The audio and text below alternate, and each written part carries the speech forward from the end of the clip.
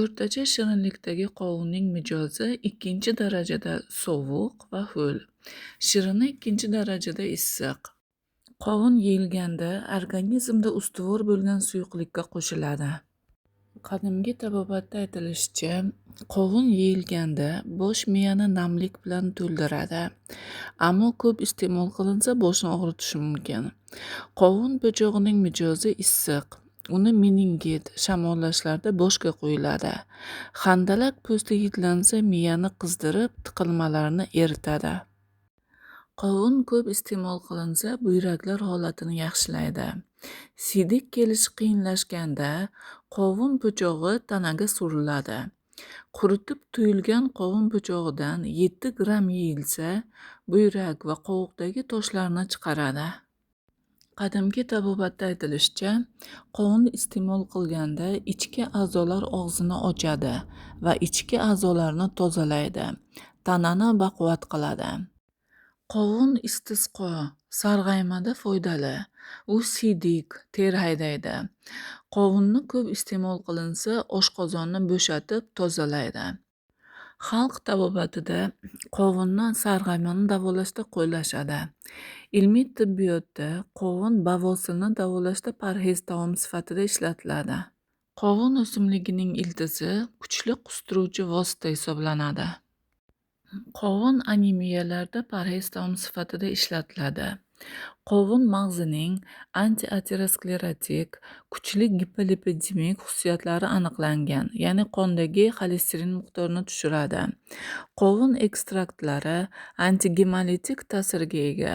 Tajribalarda qovunning suvli ekstrakti trombotitlar agregatsiyasini ingiberlashi, miokard distrofiyasi rivojlanishining oldini olishda yordam berishi aniqlangan.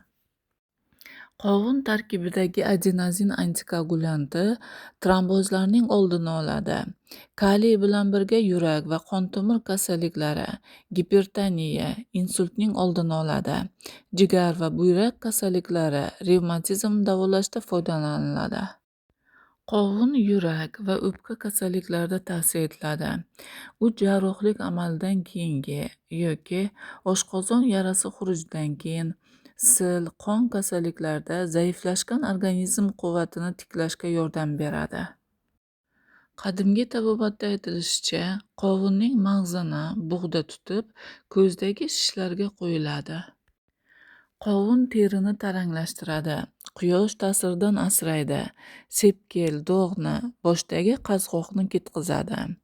Meva mag'zi bug'doy uniga qorilib, oftobda quritib, tuyilsa va yuzga surilsa, yuzdagi sepkil va oq dog'larni ketqizadi.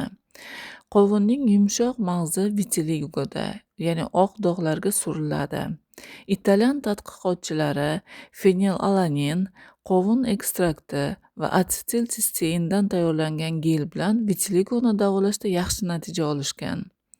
Sharqda qovun soch, ko'zni sog'lomlashtiradi, insonga kuch-quvvat beradi deyiladi. Tadqiqotlarga ko'ra, qovun iste'mol qilinganda qandli diabetning ikkinchi turidagi insulin rezistentlikning oldini oladi. Qovun ayniqsa xurmo bilan yeyilganda gipoglikemik ta'sir ko'rsatadi, ya'ni qondagi qand miqdorini tushiradi. Qandli diabetning ikkinchi turidagi kardiomiopatiya rivojlanishining oldini oladi.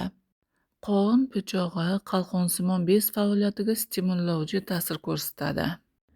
Hozirgi zamon xalq tabobatida qovun o'smalarga qarshi qo'llaniladi. Ilmiy tibbiyotda aniqlanishicha, qovunning barcha qismi, ayniqsa meva po'sti va urug'i antioksidant, ya'ni o'smaga qarshi ta'sirga ega. Qadimgi tabobatda aytilishicha, qovun iste'mol qilinganda sutni ko'paytiradi. Shirin bo'lmagan qovun hayz haydaydi.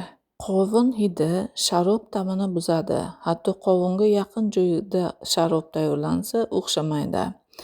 Hozirgi zamon xalq tabobatida qovun sarg'ayma, o'smalarda, ekzemada ishlatiladi.